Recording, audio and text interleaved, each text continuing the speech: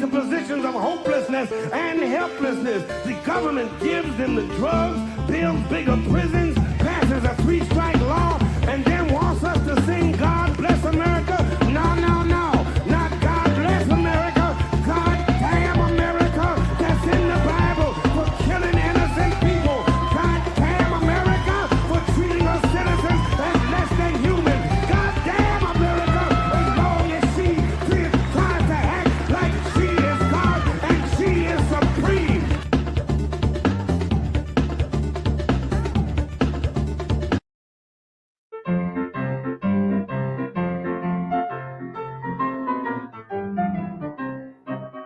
When someone makes a move of which we don't approve, who is it that always intervenes? UN and OAS, they have their place, I guess. But first, send the Marines. We'll send them all we've got. John Wayne and Randolph Scott. Remember those exciting fighting scenes? To the shores of Tripoli, but not to Mississippi. What do? We send the Marines. For might makes right. Until they've seen the light, they've got to be protected, all their rights respected, till somebody we like can be elected. Members of the Corps all hate the thought of war. They'd rather kill them off by peaceful means. Stop calling it aggression. Ooh, we hate that expression. We only want the world to know that we support the status quo. They love us everywhere we go. So when in doubt, send the Marines. Wow. So that was I technically agreed with everything he just said. I think I hated that so much in every other way. But I guess RIP to a real one. Right. That was really cutting edge back then. Smothers Brothers style or whatever. Yeah, that was Tom Lehrer. No relation as far as I'm aware to Jim Lehrer or the other Lehrers out there at Lehrer, but he died, and absolutely shocking that this man was still alive. He was 97 years old. I knew about him because this is how bad the music is. Which I say with all due respect to the dead. But as listeners know, I had a strange obsession with the 1996 presidential election. Little rhyme there, and I remember finding. If I was Tom Lehrer, I would, because that is the type of thing that at first I thought maybe his older stuff was more based or something, but I remember finding a YouTube because I would, search 1996 presidential election into YouTube all the time. Of course, like all young men do. Yeah. And one day there's just this hour-long video that was like all of Tom Lehrer's material about the 96 election. And I was like, oh, that sounds great. I can't wait to hear what this guy has in store. Musical comedian, sure. And then I listened to like the first song, and I still remember it was like, "Oh, she free since '93," and I was like, I can't do this. This is rough. And then he got made fun of in The Simpsons. Yeah, that's how I know he is. Yeah, where I think it's when Lisa goes to Washington, and he's like the deficit rag, and then Bart throws something at him, and it hits him. But which they also made fun of. I was reminded past couple of weeks of the Garrison Keillor. They went after him, which was pretty funny. The NPR show or the apples are plump and the boys are plumper. And the men are pinch cheeks and and Homer's like, stupid TV, be more funny. Such a great clip. And I was funny is so good.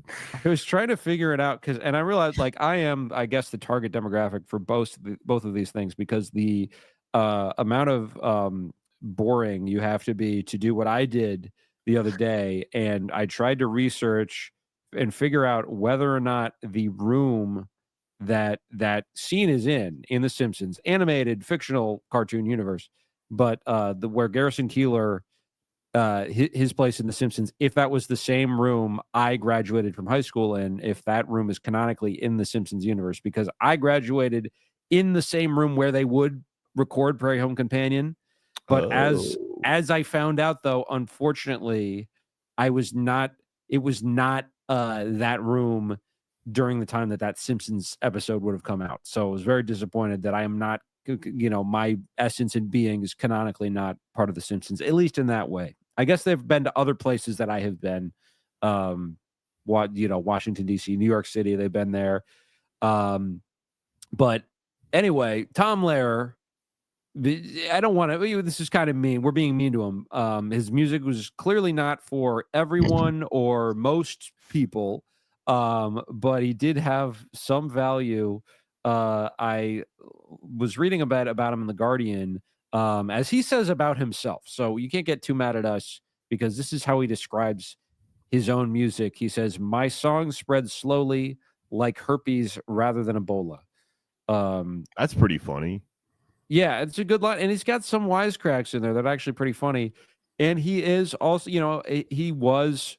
I don't know if I would call him ahead of his time because there was, he came about during a time in which there was more of an allowance for like subversive comedy, and I mean, you did a whole thing about Mort Saul, right? You know Mort Saul.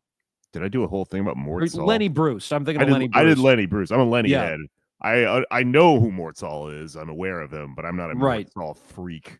Sure, yeah. Which they would let people like Mort Saul on TV, and there would be, there was an allowance for like, well, we got to show everybody, we got to give people exposure to all the different range of opinions out there. So you would have on like commercial television that everybody would see, you would have subversives and radicals sometimes. I don't know what I would call Tom Lehrer a subversive or a radical, but when he said OAS, was he talking about the School of the Americas? I think so. Yeah. That's pretty radical. Yeah, that is cool. And he also was anti-nuclear war, which I guess that's not radical, or it shouldn't be anyway. But in his words, there will be no more pain and misery when the world is our rotisserie. And he counterposed himself with folk musicians. This I found interesting because folk, a lot easier on the ears, depending on who you're listening to. I mean, not everyone likes Bob Dylan's voice, for instance, but I like folk music. I definitely like it more than his stuff. But Tom Lehrer had kind of a good point, which was, he says, and he said this to a live audience on one of his LPs. You had to admire these folk singers. It takes courage to get up in a coffee house or a student auditorium and come out in favor of the things everyone else is against, like peace and justice and brotherhood and so on. So he's accusing them of kind of preaching to the choir, and he would, put on his glasses, put on his suit and tie, and play the piano for the nerds. And I guess maybe that was a little braver in his own way, but also satirized the U.S. for allying with West Germany against the East and the Soviet Union. In his words, and I'm not going to sing this, once all the Germans were warlike and mean, but that couldn't happen again. We taught them a lesson in 1918, and they've hardly bothered us since then. And he has a whole song, too, about Werner von Braun, who was the chief rocket scientist for the Nazis, and then was able to go to D.C. and have a nice career working for us. And as Lehrer saying, when the rockets go up, who cares where they come down? That's not my department, says Werner von Braun. Brown, yes, thank you. This I thought that I was gonna hate talking about this, and I gotta be honest, I've turned a complete 180. I think I'm a fucking Tom Lehrer freak. I'm gonna have to watch all his shit tonight because I mean, this has really got my mind cooking, honestly. It's easy to overlook this because it's so corny, but what he's saying, that thing about folk, totally right. And politicization of music and art is a really interesting conundrum. We often talk on our show about how it's usually bad, and like we purposely kind of don't do certain things because it's like not good to try to cross those two things. sometimes this show is hella dry. And I'm like, let it be dry. You want to laugh? Come to the live show where I'm going to be talking about dumb shit because the point is going to be the funny, and it doesn't work when you cross, when you try to do political comedy. It can be done, but like, yeah, Bob Dylan's a really good example of like, the contradiction at hand with like folk music. He kind of quit the folk stuff after a while, and it changed his philosophy in the course of his career arc, trying to do that and realizing like maybe for a lot of mind-bending kind of reasons that the individualistic point of view of a storytelling songwriter like himself made more sense than to try to continue to fight the fucking fight of the 60s or whatever. It's exactly what this guy is kind of talking about here. Damn. It's like, it's not too dissimilar to what happened at my show this last weekend, which, by the way, if you came out in Los Angeles, thank you very much. I had to be sparse at the end of the show. I'm going to figure out a way to do this next time where we go to a bar or something afterwards because the venue kind of gets you get out of there. But we had a great fucking show, this laugh block thing I put together. So thank you so much for coming out. But we did, a bunch of comics who believe in stuff kind of waffled around and answered this question of do you try to do political jokes or do you just be funny and then be a fundraiser? And I do a little bit of both. I wrote some jokes about like Luigi Mangione. I think that went pretty well. I really want to hear a Tom Lehrer song about Luigi now. Just cooking it in my head right now. But this cool noise artist, Tricky Youth, was like the band for the show. And he's like a guy who I saw at the No Sleep for Ice stuff and was just doing cool noise shit where you make sounds come out of a fucking amp with a feedback loop hooked up to it and stuff. He was also playing guitar and shit. But he was great. He did a great job as the band on our show. And I was talking to him, and it turns out we both lived in 538 at one point, which is insane thing that keeps happening to me elsewhere in the world. Is if I talk to somebody long enough and they have face tattoos, I'm like, did you live in 538? And it turns out they used to live across the hall from me. Oh, damn. But like, so I guess what I'm saying is like, welcome back, Tom Lehrer. There needs to be a noise artist, Tom Lehrer, for our time, our politics, our generation, who's like, sounds like Death Grips, but then he starts yelling and he's like, it's the deficit rag or something. Well, I got something for you here. Sweet. Let me tell you of a man named Luigi Mangione. He played the bassoon and he spoke macaroni. Yeah, a culinary genius, a chef of renown, but also suspiciously wanted in town.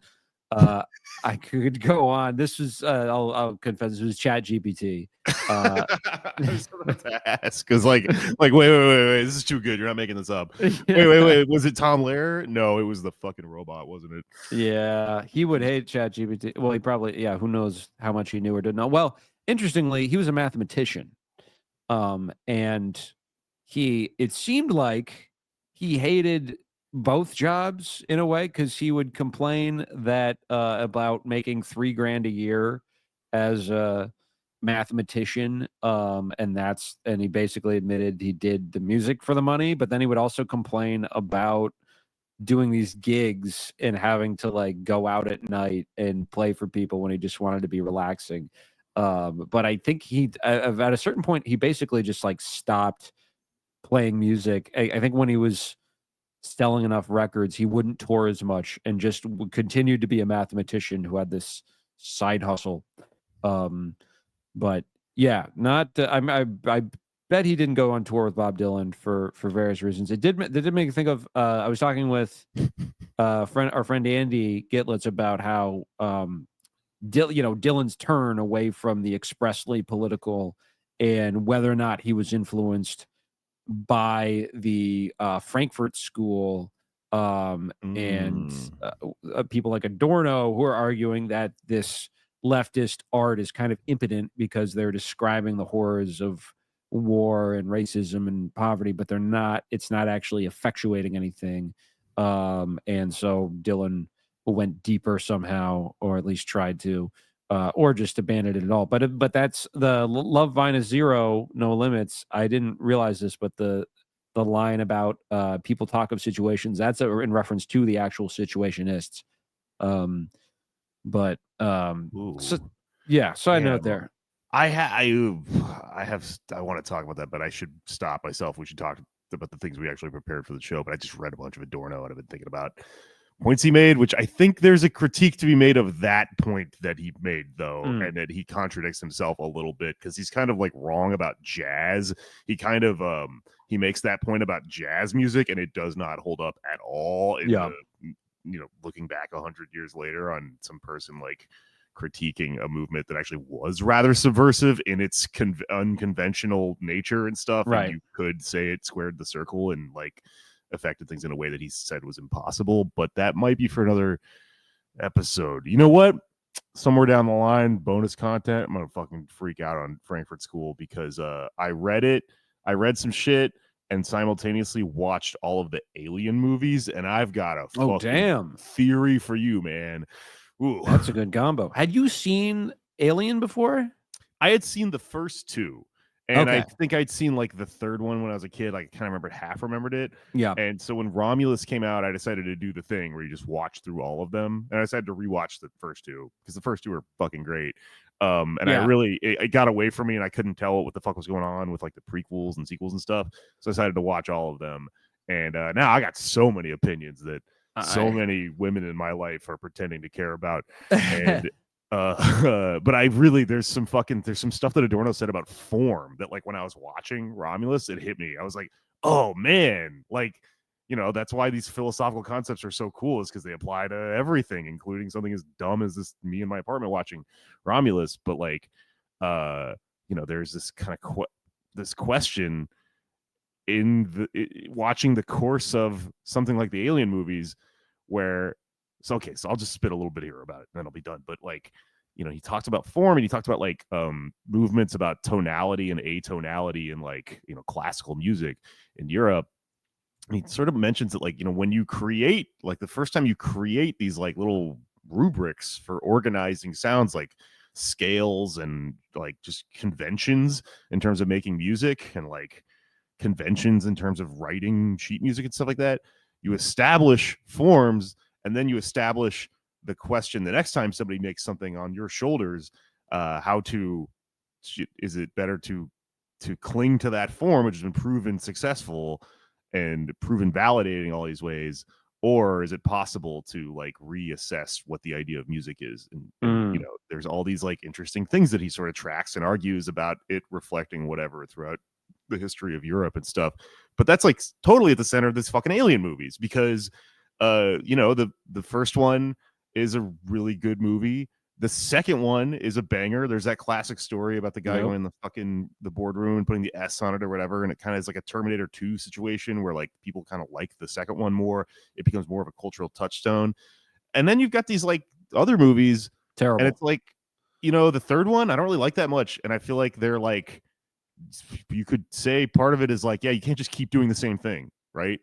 But then there's other ones like Resurrection, which is like bananas. I thought I hated it. I hated that one. Maybe I needed to give her another try, but I hated it because she's no longer a person. So any sort of like pathos you can understand just isn't really there because she's like a shell of herself. She's just like her. I don't even know how to explain it. I hated that one. I feel you. I thought I hated it until I realized that I loved it, because I thought I was smarter than the movie until I realized it was like it had way preempted all this shit in my mind. Because what's happening, I think, is that you're starting to get this thing where they expand and do different like genres and stuff. You have the same content, the same like intellectual property, but now there's like all these different ways of approaching it. And like Alien 3, you know, David Fincher, it's like washed out or whatever, but it's still kind of the same shit. It's like, all right.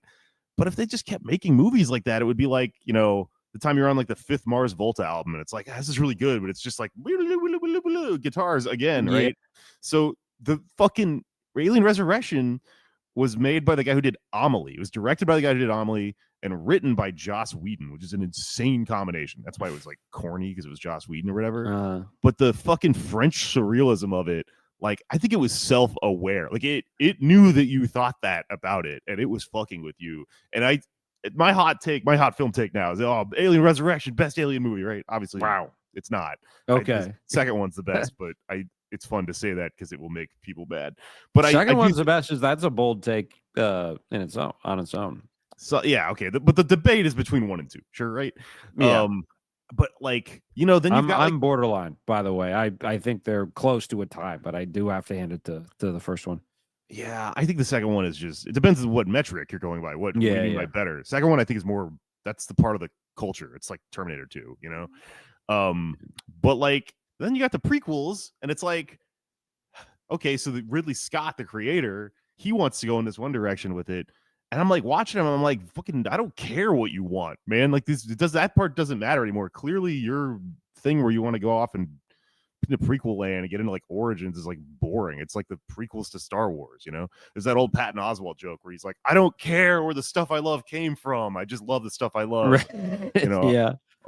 I think Angelina Jolie's hot. Here's a picture of John Voight's ball sack. She swam out of it. I don't fucking care, right? But anyways, all that and more, you know, may come later. But like the watching piece of like art be warped through capitalism like that and through markets and stuff and like spectacles, you know, it's all in there. Even if it's dumb, it's worth like the fact that it's not high art actually means there's more of a something to say about it. It's like less contained, you know, and it's dirtied by all these like social forces and stuff. And I think there's a lot to be said about the implications and stuff involved and stuff like that. I will say I see what you're saying about like trying to do the same thing with Alien. Or they do something very different with the third Alien. Also with Romulus, it's like a lot of people go like, oh, it went back to its origins, and that's why they think it's good. And it's like, okay, but did it make that decision because it like that's a right decision? Is it good because everyone's just stressed out about all these questions hanging in the air? Is it just a simple money-making thing? Like they just went, oh, people just like the originals more, and now it's been long enough to where it's fucking nostalgia, you know? Right. I do think the prequels kind of have this like an emptier, like they don't have the same personality as the first two. They seem like they're trying to do it, but it's not. It just doesn't click. It's almost like they're boring. And also, Yeah. the other thing I'll say about the prequels is that like the reason I don't really like them is because the fucking xenomorph aliens are incredibly like fascinating and stimulating to think about because they're cosmic horror. The fucking thing about them is the unknown of space. So if you write a fucking movie that's like, here's where they came from, you kind of like ruin that on some level. I mean, whatever. It doesn't undo the first movies or the experience of watching them or whatever. But to me, it just made like, I'm like, why would I like this story? You know, that like undoes the Lovecraftian nature of the whole thing. They're from space. You have no idea why they're like that. It's so cool. You know what I would love to see though is, have you read the William Gibson Alien 3 script? No. He wrote a screenplay for and it's totally different from what ends up being Ale3, I guess you're supposed to pronounce it. But you can find it online, and it's pretty good, and it is more of a continuation. It's definitely more in the vein of the first two. I would say the second one more so, but it's Gibson, so it's got some originality to it as well. Cool. I'm about to read Neuromancer. Okay. Interesting. This will all be in whatever the fuck I cook up about Adorno. I kind of blew my load with the alien stuff, but there will be other stuff in there. Yeah, I'm curious what you have to say about that as well. But Adorno, was he Italian? Adorno? I mean, he sounds Italian. Sounds Italian. Might as well be Italian. Ask the ChatGPT Luigi Mangione robot. It was Adorno Italian. Because he was not Italian. Though he did have Italian heritage, through his mother. Anyhow, Italy, it's in the news. Namely, our ambassador to Italy, our man in Italy, whose name is Tillman Fertitta. This guy I think he's from Texas, that's too perfect of I don't think there are a lot of Italians in Texas. Is that accurate? Yeah, no, that's definitely not a huge there were a lot of Germans there, right, for historical reasons, but not so much eye ties. Yeah, but so this guy wound up there, his family did, and I think honestly the last name, whoever was in charge was like, that sounds like a Texan ass last name. For an Italian name, the Fertittas, they gotta go to Tejas. Sounds like frittata, which is making me kind of hungry. But Tillman Fertitta, there's a story about him in airmail.news that's pretty funny. He is trying to move into the Villa Taverna, which over the centuries that has hosted cardinals, people who are becoming saints, royalty, distinguished students. It housed an army once, and since the 30s has been the residence of the most important diplomat in town, the American ambassador, but has been deemed a dump, airmail.news says, by the Texas multi-billionaire Tillman Fertitta, who insists that it needs major renovation, which is interesting. You know, there was a lot of speculation before Trump moved into the White House. Is he going to try and glam this thing up and put bullshit in it? And, you know, Obama had that joke in the set that inspired Trump to run for president in the first place, where it was like the White House after Trump, and it's got like the you know, the bright lights and the casino decor. And he hasn't really done that. He has put a bunch of bullshit in the White House. Like he's got all these weird statues. It seems like it's kind of a maze of odd statues and self-aggrandizing portraits and things he's drug up. But this is a Trump type guy is now essentially doing what people speculated Trump would try to do in the White House to the Villa Taverna. But he's not living there now because he wants it to be redecorated and renovated. And instead he's living on a 200-foot long yacht sailing under the flag of the Cayman Islands, which is moored 60 miles north of Rome. So he has quite a commute and has tried to get a helicopter to fly him to work every day. And the Italians were like, no, we're not going to let you commute via helicopter. The Pope is allowed to do that, but no one else, not even Giorgia Meloni, is allowed to do that, which is funny because like this is the you know, most Trump friendly head of state in Western Europe, basically, is Meloni, and even she's like, this guy is nuts. Yeah, and she's from like the fascist party, and even she's like, ooh, a little too much. Yeah, and they would have had to cut down trees that have been there for like centuries to make a helipad. But it's interesting because I wonder if like the Italian fascists are seeing this and being like, is this what we're inviting? Is this what we want? Is to be more like Trump and the Americans? Because like Suddenly I don't think that's what destroys fascism in Europe. Right. They're like, well, this is a bad idea. Yeah. Maybe I was wrong. Yeah, because it's like, you know, like old trees for a lot of conservatives, right? It used to mean in this United States that you want to conserve things that are old and dignified, and I think there's still that kind of sentiment in Europe. And it's totally foreign to them to have like a billionaire who wants to just destroy and, you know, rebuild American things on top of it. He's like nouveau riche, you know? Yeah. Gaudy and tacky. Exactly.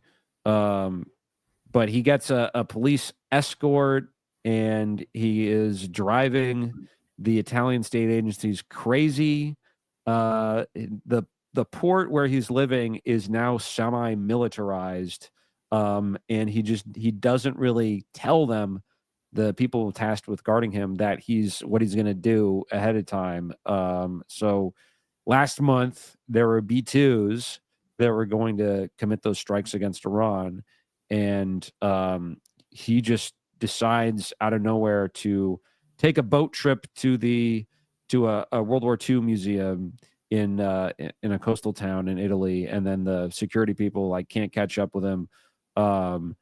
But he is like a friend of Bill Clinton's, so he's got kind of a bipartisan flavor. Clinton is in the news, as is Trump. We were going to do an Epstein episode. We had a journalist who had to cancel, but that's a whole, man, that's developing, right? There's still stuff going on. That's been really fun to watch. We mentioned it a little bit on the last episode, but man, the knots that elite media are tying themselves into to not like dignify the Epstein quote unquote conspiracy theories, but they still, because the Democrats, obviously this is a cash cow for them politically to have Trump reaping what he's sown with because he's talked about a lot of different conspiracy theories, and Epstein has kind of been one of them, but he's always been a little cautious about it, and now it's come to a head and he's expected to release this stuff, but he's not. I'm really like interested to see how I'm curious what's going on the side of the Democrats, because like clearly the reason that they have not talked about this that much, to the great advantage that it would be to them, is that some of their people are also on the list, right? Yeah. Obviously that's why no one's used this fucking ultimate weapon that's like right there. But they're somehow something is happening that's caused them to just go, well, I guess they just have to at this point. Like they're just running out of other ways to fight him or something. That doesn't quite make sense to me when I say it out loud. Like there's got to be some kind of missing piece here as to why it's finally happening. And it feels like contradictions are starting to fucking really like crack, because at the same time you're starting to hear a lot of Democrats who have completely shit on the fucking pro Gaza, resistance to the genocide for the last 2 years or whatever, year and a half, starting to make these like weird, like very curated statements where they now are acknowledging that there's like starvation in Gaza because something is, I don't know, like what is going on? Something, for some reason, I think they're making calculated decisions where they're like, oh, you literally can't deny this anymore, and you're going to get in trouble if you now start continue to deny it or whatever. But there's like a manufacturing consent PR like fucking acrobatic maneuverability thing happening with this, where how could someone possibly justify shitting on Gaza for a year and a half and then turn around and take the tack that now they're pro Gaza? And PR is incredible. Like framing devices are incredible. The thing that we've started to see is like they've come up with these little devices, and one of them is the term crying wolf. They're saying that they're actually more responsible for talking about it now and not talking about it before. You're hearing this from a lot of fucking shitty, establishment liberal reporters, because everyone else that was talking about starvation in Gaza up until now was actually doing a disservice to Gaza by crying wolf and delegitimizing the resistance, who now I guess is them. It's Matt Iglesias now or whatever. Right. It's really bananas to watch, but it's there's something to be gleaned from picking apart like why and how this happened. Yeah, they were just like, we needed to be really, really sure that it was a genocide, even though, all the signs pointed to that. Just the public statements of Israeli officials alone after October 7th, we knew we were headed in that direction. And The Hague. now the Hague. But I think it has a lot to do with polling, which shows that the Democratic base is now overwhelmingly sympathetic to Palestinians more so than Israelis, which is also like too little too late. That that this situation has gone on for decades, and it is just really depressing that it took a genocide to get people to come to that point. But I think now that we can't undo anything, right? The government of the United States can't go back and bring people back to life. They can't go back and undo what has the people of Gaza have endured over the past almost 2 years. But because of that, because the stakes now are relatively lower, it's safer to come out and say is I think there's a book that was released that what was it? Everyone will have always been against this, Yeah. something of that nature. But yeah, the Epstein thing, I mean, obviously there's questions about his connection to Mossad in Israel, and what exactly went on there. We'll be covering it more. We should be able to get this reporter on who is really diving into this stuff and is making some interesting points. I don't want to get too ahead of ourselves, but as far as it's not clear that it was like he was like an official, member of Mossad or any intelligence agency. It's just, he was part of certain networks and social constellations that make it appear that way. But Trump is mad that we're talking about Epstein. That's been pretty funny to watch. But at the same time, he's, I think, also mad that he's not getting enough attention for his economic policies, which are not, in my opinion, good, but are the bourgeois press and the business press are starting to be won over to his tariff policies. I was reading in Bloomberg today that the sentiment seems to be that he actually won, that the bastard was crazy enough to actually pull something off. He has a new deal with the EU that the Guardian says the winner of that deal is Donald Trump. He went in proposing a 30% tariff, which when he proposes, everyone was like, this is nuts. You can't like just throw out, we were saying that too. Like, this is crazy. You can't do this. It's going to tank the economy, which it's not too late for that to happen, to be clear. But they agreed to a deal. They said they walked him down to 15%. And a lot of the banks still think this is an unbelievably asymmetrical deal, because this is going to be, the EU is going to be hit with this 15% on their exports, which includes cars. And the EU is also going to have to buy $750 billion worth of energy. And they're also doing away with the WTO agreement that pharmaceuticals used to have 0% tariff, and now that's ending. But he's in Scotland right now, and so he's trying to like tout this great deal. And he's meanwhile, did you see the clip of him in the golf carts with the Memories song? Yeah, which I know we talked about this a long time ago, but just for anyone that doesn't remember, or doesn't know the specific piece of Trump trivia. So there's like an expose from someone who worked at the White House who said that their job was to calm him down when he got too pissed off.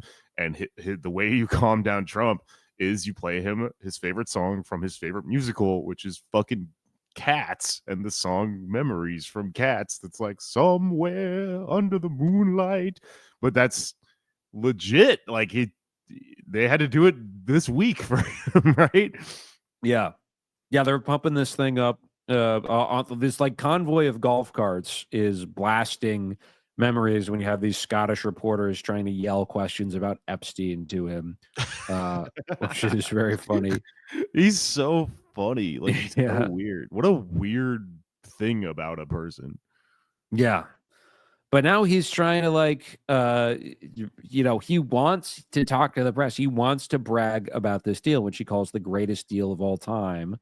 And there's a similar deal with Japan, which like, it's interesting. The author from Bloomberg made the point that he's kind of bucking game theory, quote unquote, this sort of, theory of human behavior that you can apply to business and foreign relations and things.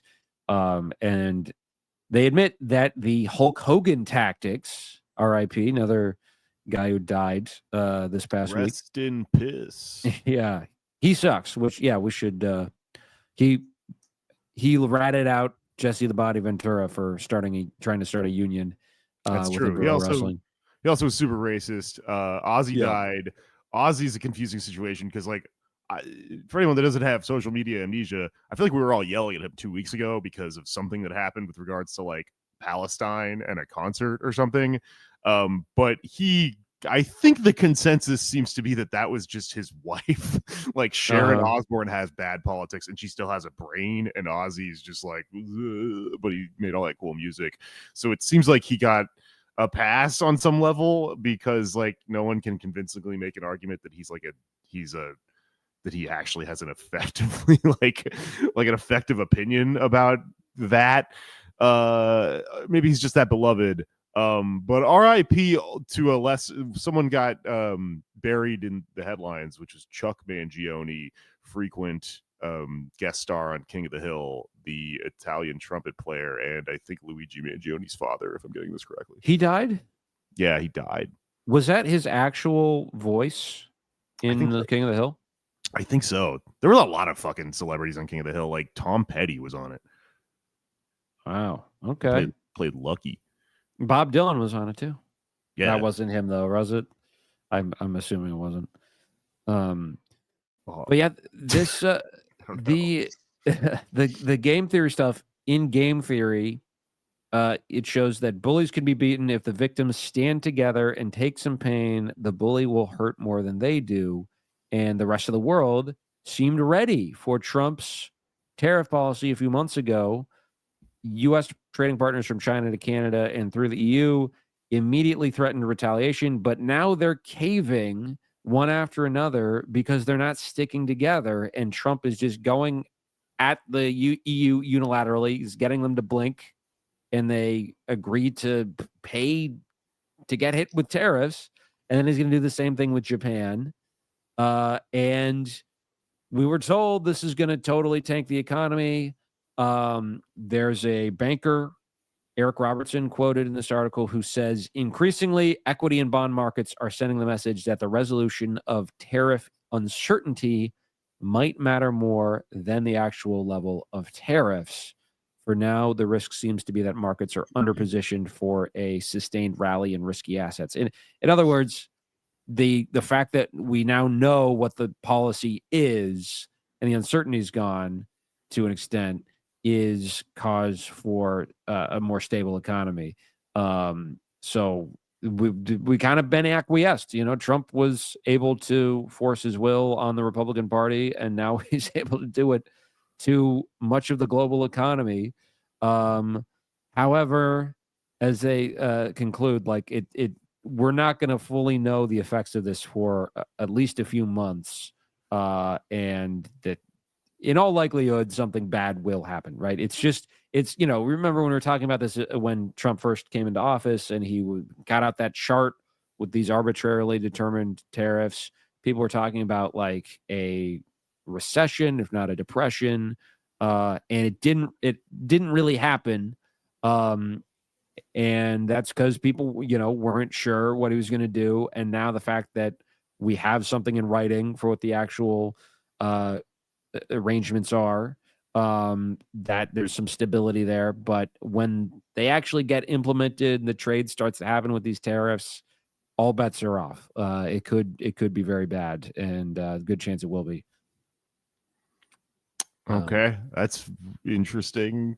You do amazing things when people are trying to prove that you're a pedophile, and it's true. He's just compartmentalized. Yeah, he becomes better at his job. He's like, shit, I better get up and go to work. Yeah.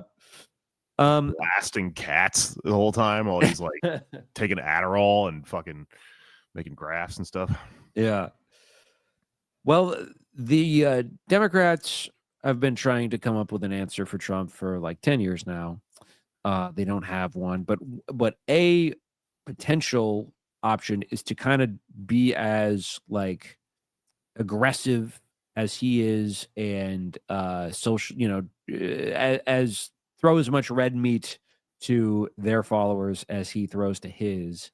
And someone who's kind of been practicing that art is one Jasmine Crockett, who is a congresswoman from Texas, and who has a profile about her out in the Atlantic that I read today. It's very entertaining. Um, her lock screen photo is of herself, which I guess that's a red flag. What's yours? Do you have a lock screen photo? It's like some cool art that I just came across. I don't know if the screen is gonna read it. It's just like this weird digital shit of like a skull. Funny enough though, it's been a few things.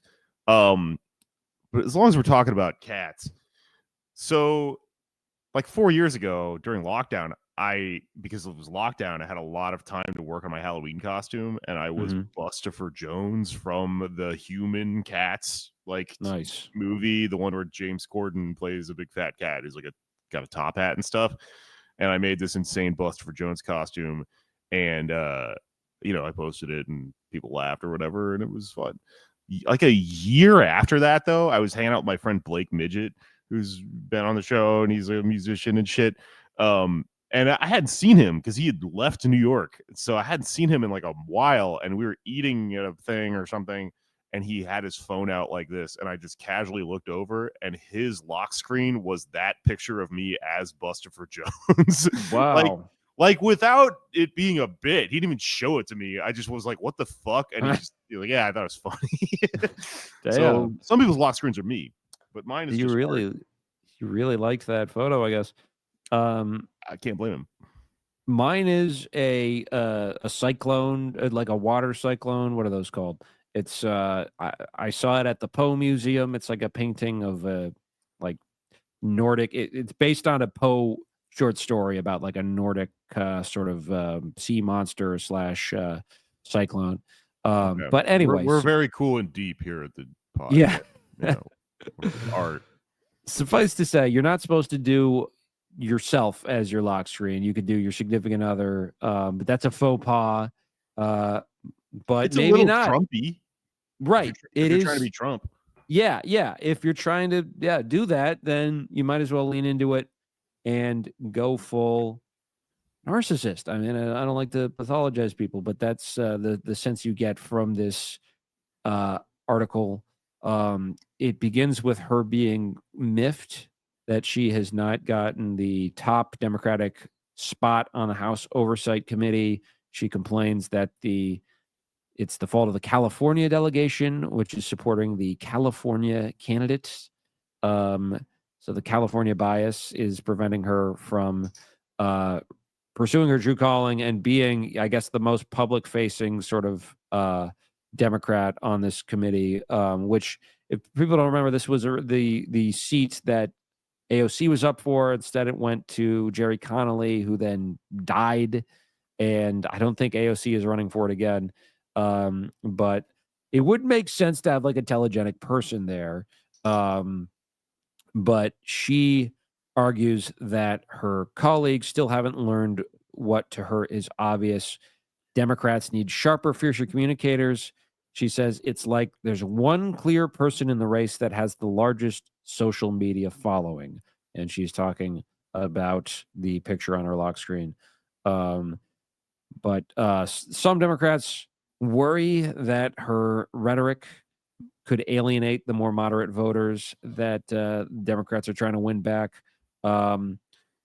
She is sort of famous. She went kind of viral for, I don't know if you remember this, referring to Greg Abbott, who's the governor of Texas, and after an accident is in a wheelchair. She called him Governor Hot Wheels. I remember the phrase Governor Hot Wheels. And yeah. I'm from Texas, so people say that a lot. Like, I think it got picked up because it's pretty funny.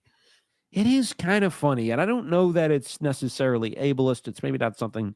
I'll tell you what it is, Anders. There's a term for this that people have finally put a name to, which is dark woke, which is there you go. You kind of press both directions at the same time. Like, you do a wrong thing, but for a right reason, which is like kind of comedically where I was sitting way back in the day with like the jokes about ice. Well, that was, you should I don't think that's wrong at all. It's a right joke, not a wrong right joke. But well, I mean, some of the anti-wokey sort of stuff. This has been a thing, like, has been a sense of humor though of mine, and I feel like our milieu a little bit for a while. And the term from the internet that the kids started using is dark woke. So if it's Greg Abbott and you say an ableist thing at him, the idea is the punching up nature of it overrides the punching down of the ableism, I think would be the argument. I don't know. Everyone discuss. Who cares? Doesn't matter. But you know, you'll get a disabled person who'll tell, as a comic, who'll tell you, hey, I agree, you know, and then you'll make all these conclusions from there, and then we all argue about them on podcasts. I don't know. So I don't know if it's fucked up that I said I think that's funny. Yell at me. Everyone in Texas jokes about him getting hit by a tree. I'm sorry for tree affected people. Tree effect. I did stop myself from. We're going to open today because we just got news of what's happening in New York right before we recorded, and I did stop myself from, as a joke, beginning the podcast under a table. Everyone on the listening would be able to tell you were under the table. Yeah, well, I guess I would have said I'm in the. Yeah, no, it wouldn't have landed. It wouldn't have worked as a joke. So that's honestly why I decided not to do it. The Blackstone thing is happening right now, and we don't know that the table is going to be the part that everyone remembers tomorrow. So it would be hard to predict comedically, but just in case, and maybe to manifest that and try to help it happen a little bit. If anyone doesn't know, a shooter went into this private equity firm's building in Manhattan and shot some people and then shot himself. And I don't know, who knows whether it's a Luigi or whether it's just a crazy, but there's a photo that already came out from some people in Blackstone who work there, stacking a bunch of like fancy Wayfair furniture against a door to make a mass shooting barricade. Dark woke, baby. They're bad people. Wow. But it's fucking cheap Wayfair furniture. The thing we always make fun of. There was a conspiracy about them human trafficking people. That is very dark. Oh my God. Okay. Now I feel even worse. Yeah, don't do that if you're listening. We discourage you from going into Blackstone for any reason. But in any case, Jasmine Crockett, which, you know, maybe she should get into, like, maybe she should talk about committing violence if she really wants to. You know, Republicans hint at that sort of thing. If you really want to beat them at their own game, then she should start. You know, this is something some people have done, is like take advantage of the states that have lax gun control laws and just get leftists with guns and like black militants with guns and see how they like it then. You know, that's how gun control originated. I'm off on a tangent about gun control, but Jasmine Crockett she's from Texas. Pack some heat. Do stuff with guns. That's what I would recommend. But keep that thing on you. Yeah. Ride dirty. Keep your dick out. That's a fuck. That's what that means. Dick. Remember, dicks out for Harambe. That's what that was about. Bust a bun. But it's a fucked up way to say keep your gun out, but keep your dick out, Jasmine Crockett. She has definitely no holds barred with some of her comments. She has called Hispanic Trump supporters. She said that they have almost like a slave mentality. And she's gone after mediocre white boys who are upset by DEI, and so she's tired of white tears, which is, you know, that's all par for the course on social media and stuff. Dark woke, honestly, I think it's Trump, our first dark woke politician.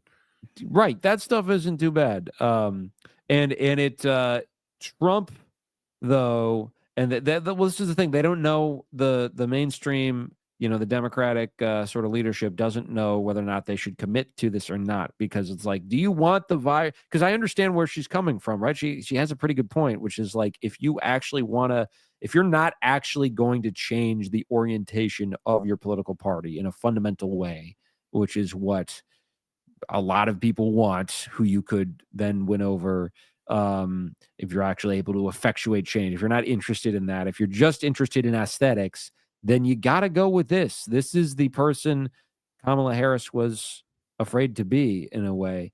It's kind of, the anger translator, essentially, of Kamala Harris. But she is trumped up by Trump. He likes to talk about her. He says she's the face of the party. And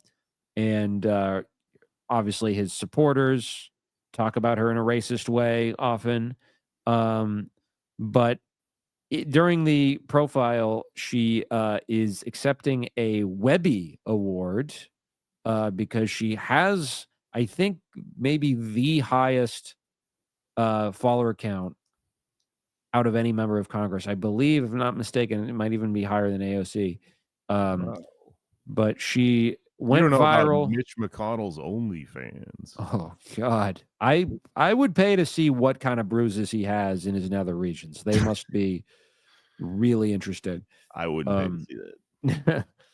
But she went viral for calling Nancy Mace a child, and Nancy Mace actually escalated and said we should take it outside. And she's asked by the Atlantic, do you have any regrets about your public comments? She raised her eyebrow and says, I don't second guess shit. That's kind of cool. That stuff is kind of cool. However, it comes out in the profile. She's being interviewed at the Waldorf Astoria, dials up a staffer of hers in DC right in front of the journalist and scolds the staffer for an unclear note on her schedule. And then a different point in the car, an aide brings her some food in a paper bag from a fundraiser. She looks inside and says, this looks like crap. Hands it back. And, maybe that stuff on its own isn't that bad. But if that's what she's doing in front of a reporter, it probably is worse. And yeah, I know I'm sure there's a double standard with women and being mean bosses. This conversation came up with Amy Klobuchar. That's true. There's a double standard. That doesn't mean that it's acceptable to abuse your staff and demean them. But and here's where it gets a little tricky and a little awkward for an Anders J. Lee to comment on the situation. Is I've kind of had feelings about her for a while. That sounds I do have a girlfriend. I have many feelings about Jasmine Crockett, not of all of which I'll divulge on the show, but doing a great job digging yourself out of this hole. It feels a little contrived, I gotta say. Some of it feels like it's geared towards me, which is I'm just gonna say it. I don't know how this reads to. I'm sure I have no doubt she has a large Black fan base, but I think a lot of people who follow her and are into her stunts, frankly, and I don't totally mean that in a bad way, but her attention seeking, which again, in politics, that's not necessarily a bad thing, but I think it's a lot of suburban sort of Caucasian Euro-Americans who are liberal and like this sort of the caricature that she's kind of drawn out, because there are a lot of Black elected officials in Congress who don't do this sort of thing, right? And and they're not. It's like it does seem like a bit of an act. And this was a thought I had, and then it was sort of confirmed by. And I'm not saying she is faking her accent or anything, but she did grow up going to a private girls' school, and she was the daughter of a life insurance salesman and a teacher who was fairly well off. Her mom still works for the IRS, and she went to Rhodes College, which is a small liberal arts school in Tennessee. And she likes to point out that her dad was a preacher, but he made his money selling life insurance. And she also was really big on the mock trial team, and was a narrator in a music. And she really is the anti-Trump. If you think about it, he has Cats, she has Little Shop of Horrors. Ooh, dueling musical politicians. Yeah, That's what America needs. she played Renette in Little Shop, and she, I remember did that was. yeah. That's not the plant, was it? Is Renette the plant? It's the narrator. Okay. So I think it might, the Venus flytrap might be. I don't know. But she Feed also, me, Donald. That'd be cool. yeah. But of course, it's obviously very complicated because she became interested in becoming a lawyer after she was threatened. She got anonymous letters saying all kinds of terrible racist things, and then she was sort of inspired to go into law by a lawyer who was hired by the school and was also a black woman who was from, and do with this information what you will, from Johnny Cochran's law firm. Whoa.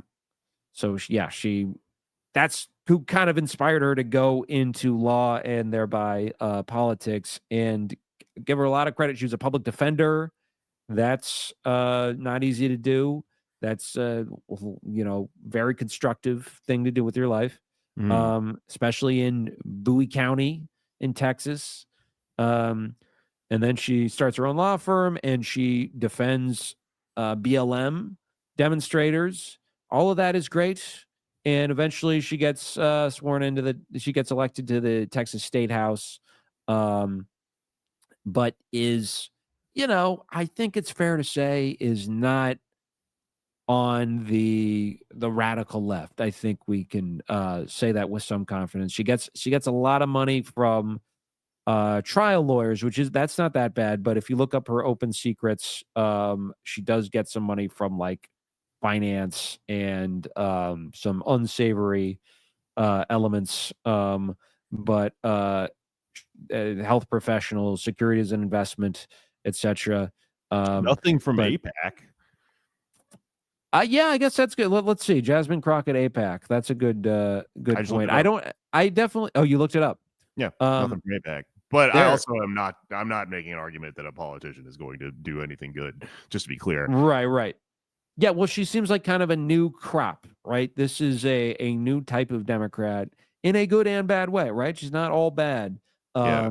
But she does. But the article is very revealing in that she'll say things as if she dismisses the fighting oligarchy tour, where she says it kind of makes people be like, oh, it's about them, right, instead of the team.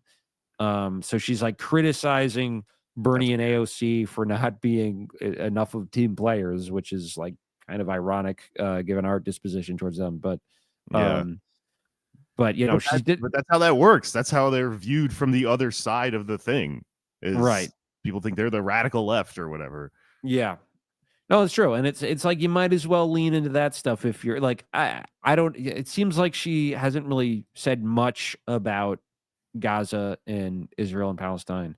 But if you're going to be outspoken and like a tribune of the people, then you should lead on that issue. Maybe outflank AOC on it. But the reason for really me reading this article and this coming to my attention is because she her colleagues are interviewed for the piece. One of them calls her undisciplined. They go on background. They don't want to, be quoted as saying it. One of the staffers says, "Is she a loose cannon?"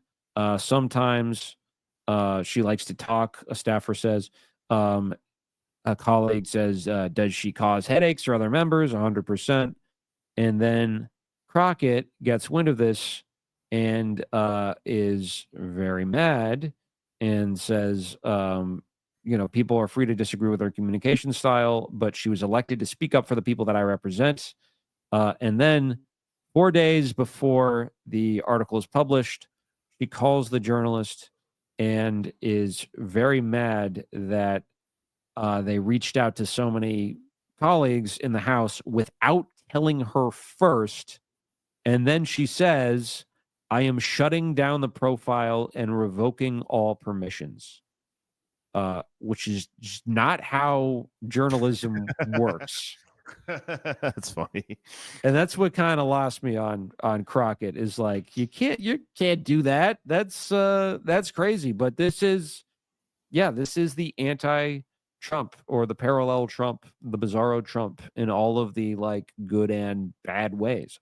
I mean, we're having this discussion now post Zoran's primary where, you had Pete Buttigieg, saw a clip of him today where he's telling NPR like, oh, it's not about ideology. It's about going out there and talking to people and addressing their concerns, right?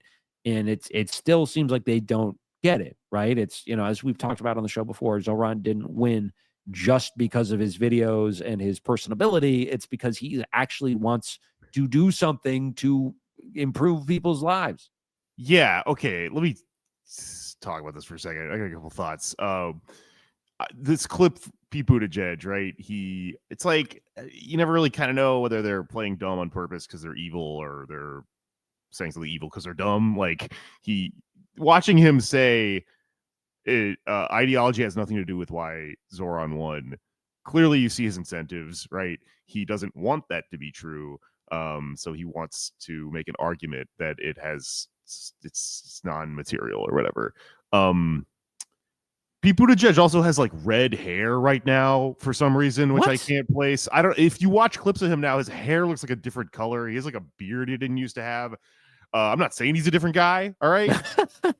But follow the money. No, like Zoran is a good person to bring up with regard to like this picture you've kind of painted of Jasmine Crockett, I think, because there is a really clear example of how to do a left thing, how to succeed from the left, which in theory is the goal of all politics, given that the left is the progressive side and we're trying to move things forward, unless you're a fucking conservative and you think it's to conserve, right?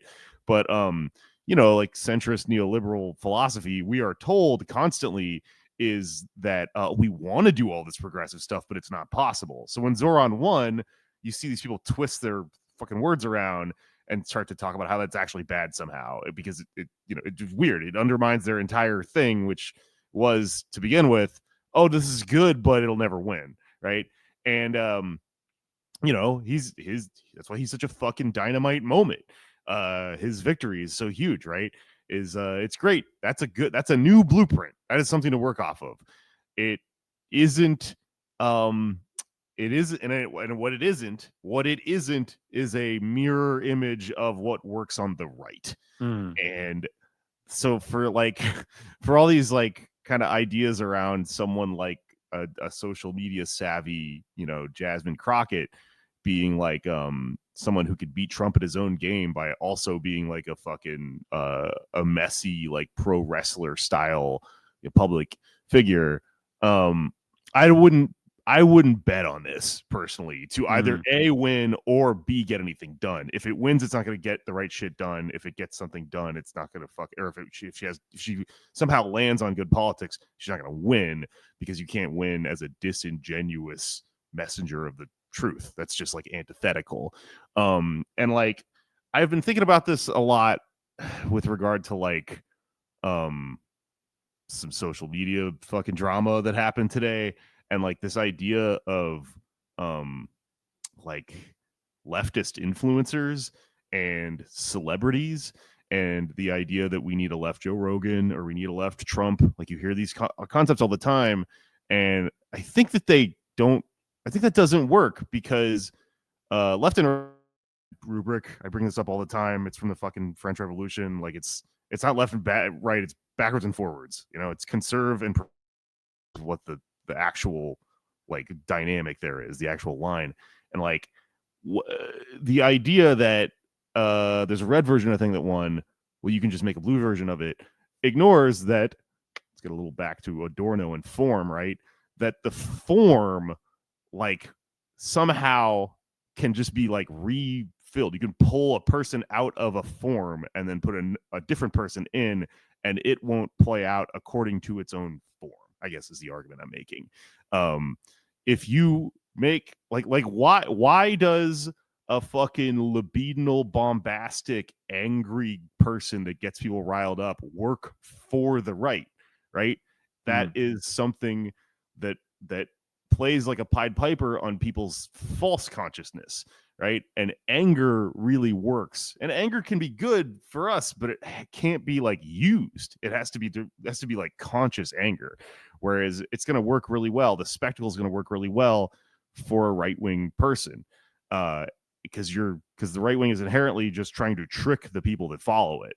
But in the left, you're not trying to trick the people that follow you. You're trying to fucking like open their eyes and make the movement about them ultimately, and not just about getting you across the finish line so you can get in there and do stuff. Socialism is like a movement that eventually, you know, would be somewhat leaderless way, way, way down the road or whatever. The project of it isn't that short-sighted. So, you know, I think that about politicians, and I think that's true about, I guess, this influencer thing, like I'm talking about. The fact that we have like these like little media scions and celebrities that's an outcome of capitalism. That actually like isn't good. It's fine to talk about the fact that it is a reality, it exists right now, but like it's actually very sad, you know, that we have people that that we elevate to worship, because, you know, something a drum I bang all the time is art is for everyone. Like, I don't like the idea that artists are exalted.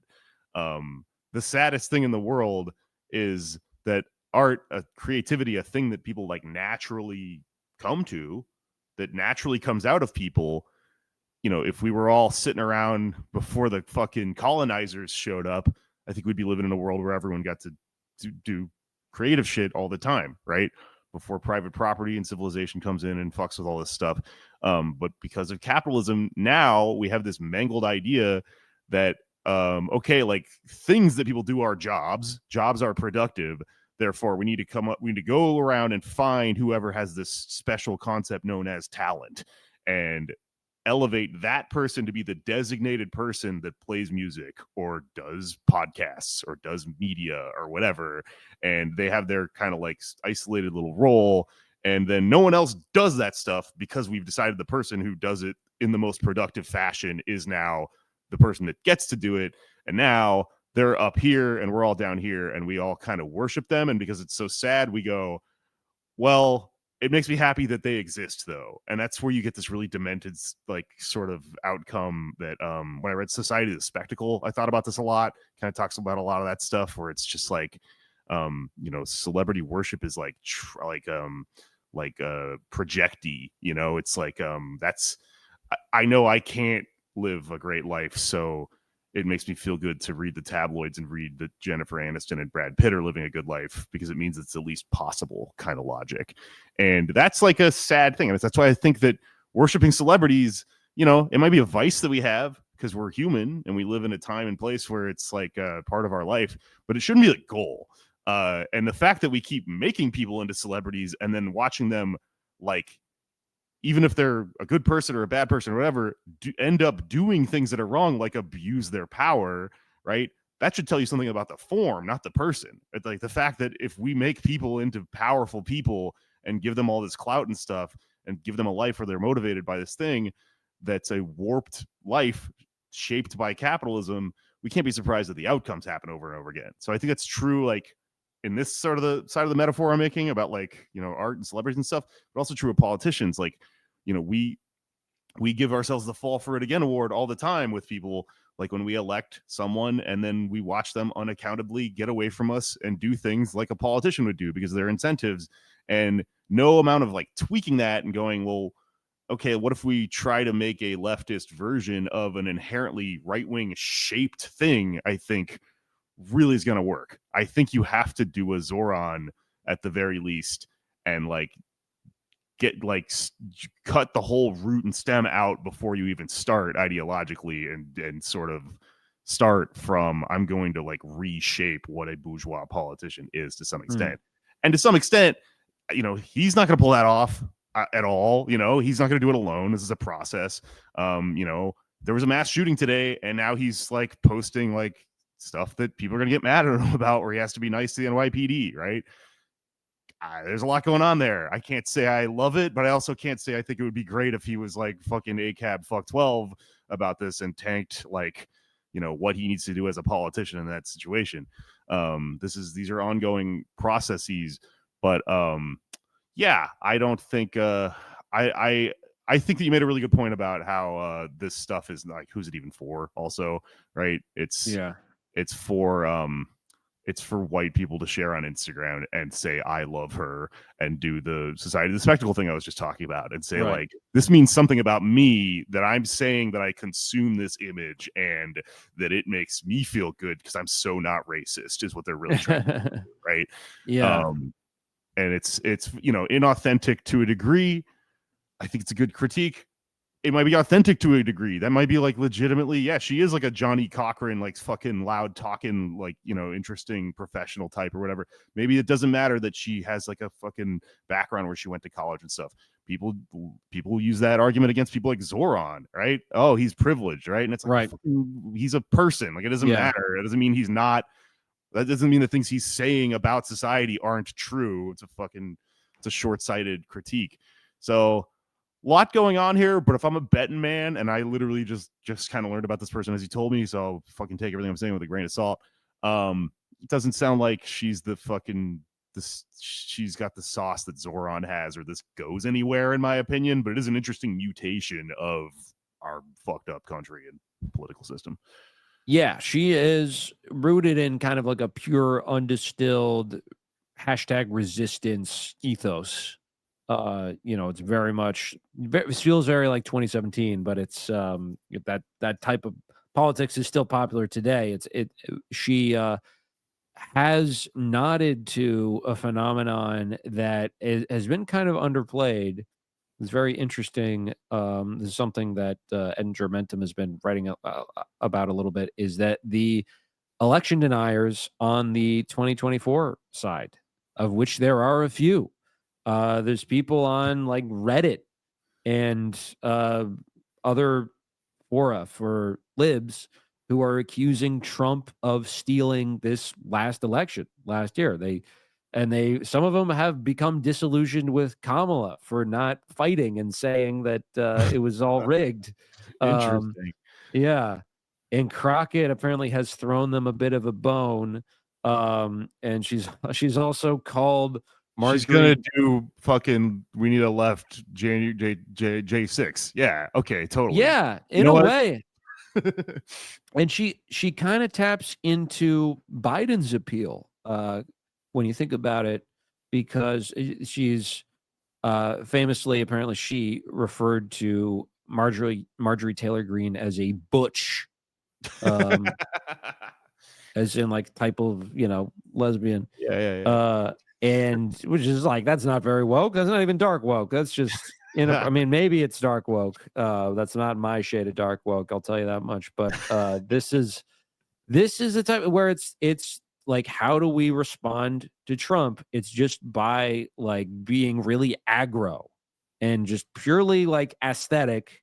And you have, you know, because people are angry and they don't know where to channel that anger against the administration, which is doing all of these terrible things, and they still are sympathetic enough to they're loyal to the Democratic Party, but they're disappointed with the leadership, not for very substantive reasons, though. It's just the vibe isn't right. They aren't really trying to fight, and that's what they want, is the appearance of fighting.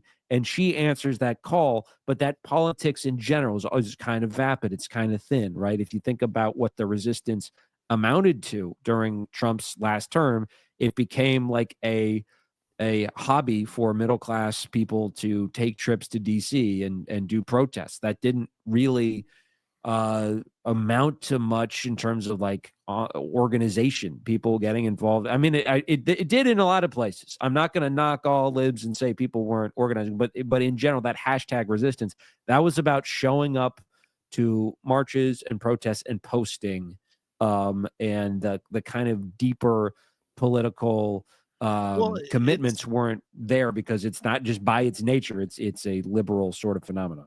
Yeah, it's extremely liberal in the capital L, like historical sense, in that it's about the self. Like Right. the thing about someone like this and all of these things we're talking about, the difference between them and a Zoran, or them and a fucking ideal kind of force, against this stuff, the next thing that needs to happen, dialectically or whatever, is that like, you got to ask yourself, big picture question. Why is this person doing this? Why is any politician doing this? And it's one of those things that's just like so obvious that you should think about every time a new player enters the arena of politics, and you never do. They just come from a great nothing nowhere, and immediately all the PR comes together to try to convince you of a clearly fake backstory, of a clearly fake reason why Pete Buttigieg has appeared, right? And has, he's done this out of this calling that he's supposed to have had, or whatever, this like supposed just fucking altruistic desire to come and save all of us. It's weird, it's like one of those things. Like whenever I watch a commercial, I remember when I was a kid and I watched commercials on TV, I was like, this is bullshit. And I remember thinking, this is so stupid. Why would anyone go buy this fucking product because it interrupted the cartoon I'm watching? But you're inundated with it, and it becomes beaten into your head, super structurally or whatever. And eventually you stop asking yourself, when you watch a thing and a commercial comes on, you just let it happen. And it's just like a very stoned thought I have sometimes, where I'm like, yeah, like, why don't we ever think about this? This is fucking weird. But like with politicians, it's super structural. It's part of like postmodern, capitalist realism. It's part of the reality that we live in, that we have an amnesia about. You never ask yourself why a politician is doing something. And with Zoran, the reason he's good, the reason that socialist politicians are good, is because the answer ostensibly is from like a socialist project that they can be held accountable to. Like they're from a thing that's bigger than them, that is trying to make fucking things more equitable, right?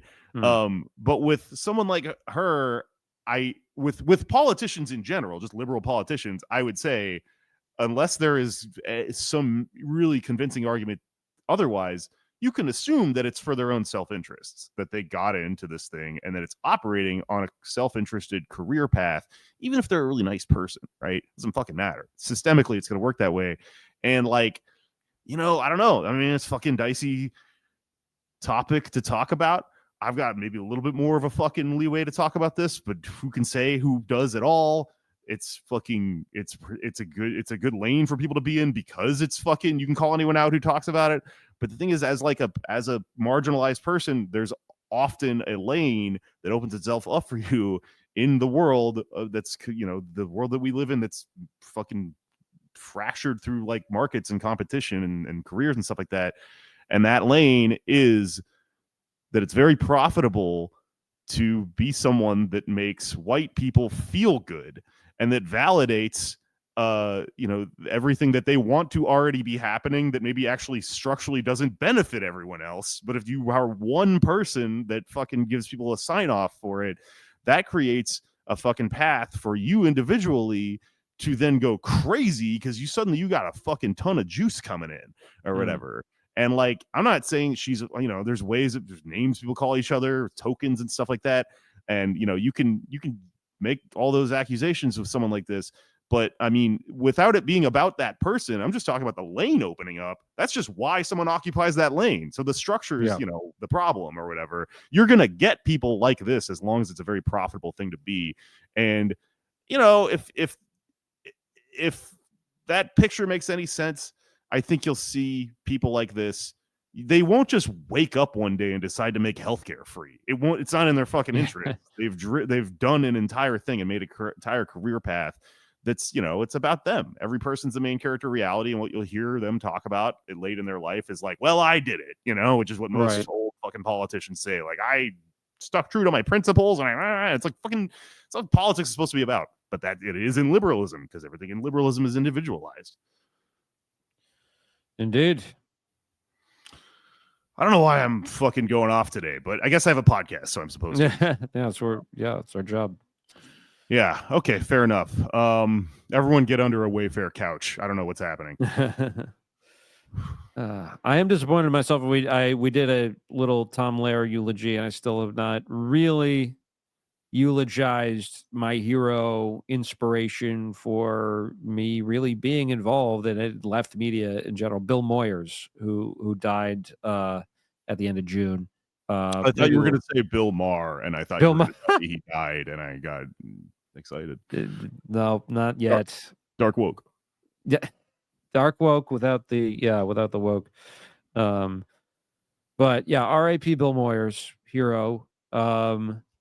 And yeah, I have a show in Brooklyn coming up at Silo in Bushwick on Friday, August 1st. We're raising money for 2 great city council candidates in Jersey City. So people are coming over from the JC to Brooklyn to raise money for them. They're both DSA endorsed, and we got a lot of great and funny comics on the show.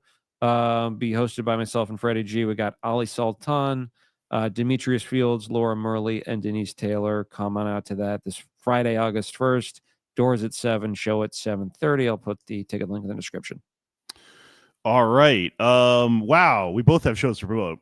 This is cool. We have a dueling East Coast, West Coast fundraisers that are various political ideologies within the left, because mine's all stupid crust punk black bloc themed, and it's called Laugh Block. Like I said at the top of the show, if you came out, hey, thanks for coming. Just got an email like today that we're gonna do another one. I think it's gonna be a regular thing, so that's gonna be August 28th, which I just looked up and is a Thursday, and it's gonna be at 9:30 again, and I haven't figured out what we're gonna raise money for, but I think we're just gonna keep raising money for good causes, rather than me handing a bunch of comedians $20, yeah, I think that's it. My other show, Preacher and the Slave, is still going on. If you're a Preacher fan, listen to me and Justin from Library Punks talk about that show. And if you enjoyed this show, please consider signing up for our Patreon, because it's how we make it without ads and how we live. And you get bonus episodes and access to the Discord if you sign up.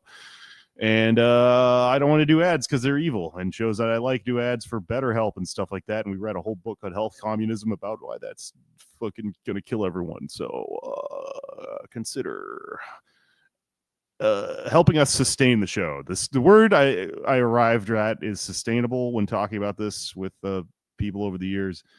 We are not celebrities, and we're not trying to go fucking crazy with power. We're trying to pay the bills. Speak for yourself. Right? Anders, I've been meaning to talk to you about your ego that's out of throne.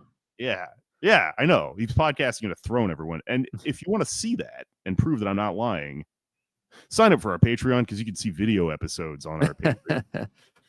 And we do have, yes, I was away attending to a family matter, but we have some stuff cooking. It's going to be pretty. I'm actually pretty stoked. I'm reading multiple books for what will probably be our next bonus episode. So, interesting. Fascinating. Yes. Yeah, me too. I was at a funeral, but now I'm back. So now there's shit to do. All right.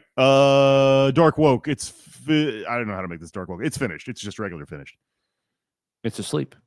Ooh, a tree fell on it.